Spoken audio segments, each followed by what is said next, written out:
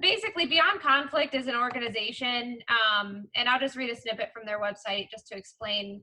So for 27 years, Beyond Conflict has created powerful and innovative frameworks to open pathways for progress and peace talks, transitions to democracy, and national reconciliation in the aftermath of division and violence in over 75 countries. So this is just one of the studies that they've done over time.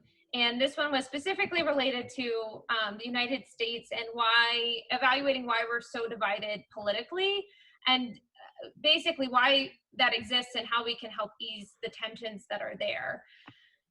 So to do it, they distributed a survey to more than 3,000 people, and they did it over a 9-month time frame. Everyone included is obviously an American. They evaluated primarily Democrats and Republicans.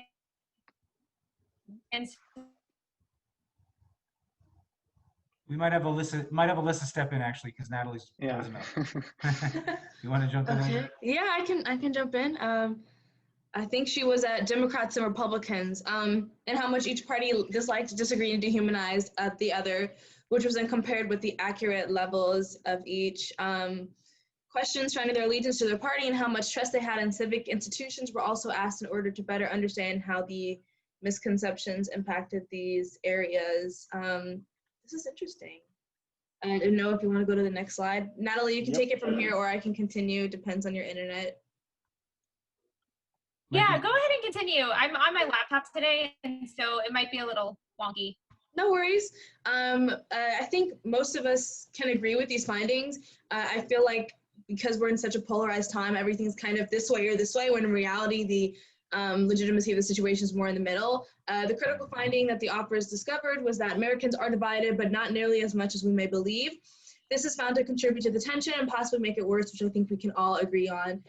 It's shown overall that both parties primarily want to support the best interests of the country, opposed to just that of the party, although over 20% of both parties disagree, but that the general misunderstanding of being disliked by the other has lower trust in civic institutions. And the key takeaway to this is that our thoughts and perceptions play a large role in creating and containing conflict. Both Republicans and Democrats are shown to believe false perceptions of the other group, which has contributed to more tension. And I think we were talking about this earlier, where it's really easy for us to kind of take these ideas from other parties and run with it. I think particularly, with the internet and everything, it's very easy to create a sense of distrust within the other party or believe everything that you see about them. When in reality, if you sit down and talk with someone who has a different political standing than you do, you're much more likely to find common ground. And I think, again, Jeremy, when we were having a call earlier this week, we were talking about, I think it was, correct me if I'm wrong, you were talking about a video where there were these people that were talking about racism with the Trump supporter, and after a while, he was able to understand what they were talking about. I feel like too often we have these misconceptions of other people and other different political and social ideals, and if we just kind of sat down, we'd be able to find a more common ground. So I think we all kind of saw where this study was going, but I'll open it up to conversation. This is a very, just a simple, clean study, which is nice. I think it's important. I think it's really important though that so much of the tension that exists is actually just kind of perceived tension.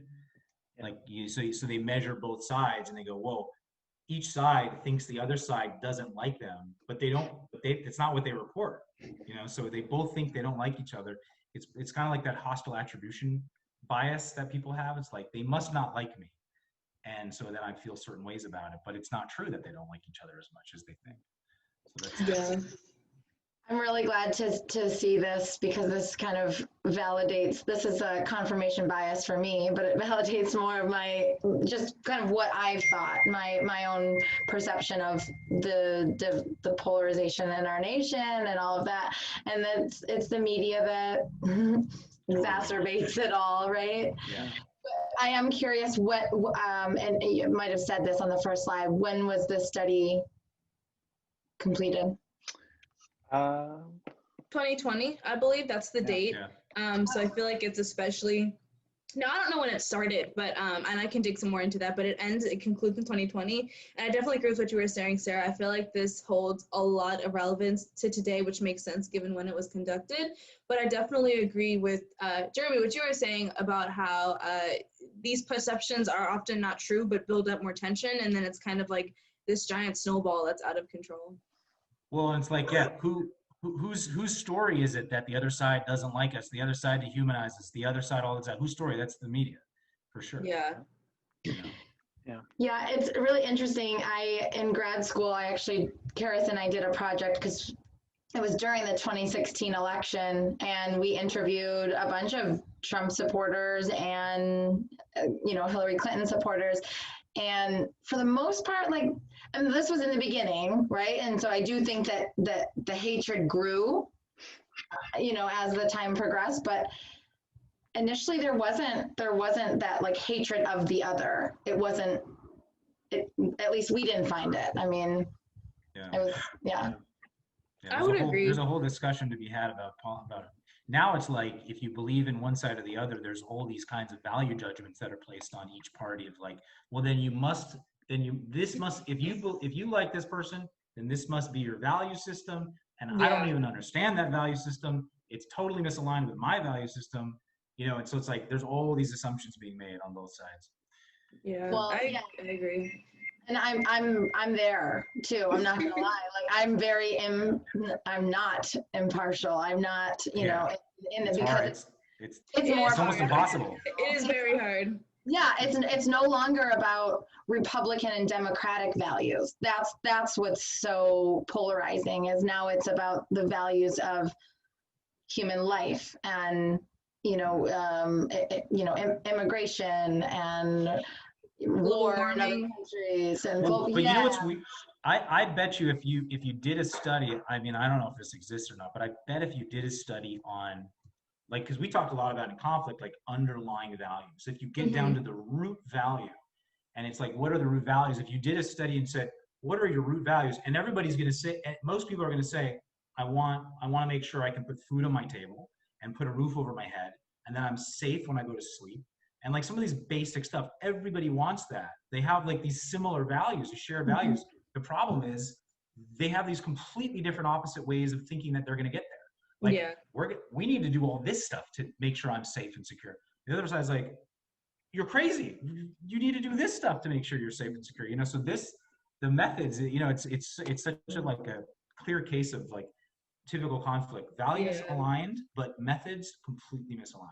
I definitely agree with Sarah wholeheartedly. I am not a very impartial person. I'm very passionate about pretty much everything. Politics, my hair, you name it. So I definitely I think this is a good application for everyone, regardless of your party alignment.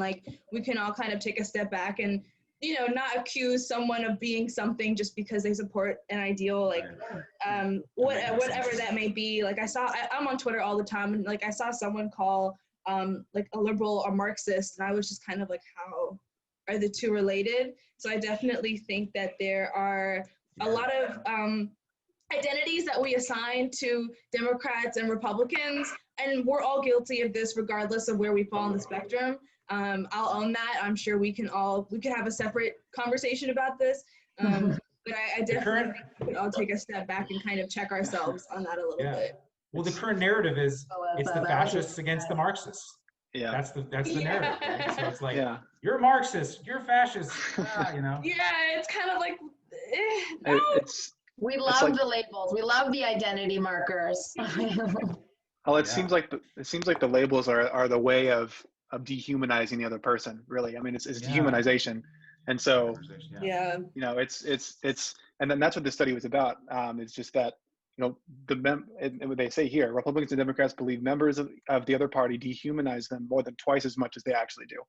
And so, the reality is that I think if you're in person, you get along with your neighbor, but if you don't get along with your media outlet and the people that you watch on screen, and that's kind of like the Social Dilemma Netflix documentary, very involved with that. And so, really good study. See that.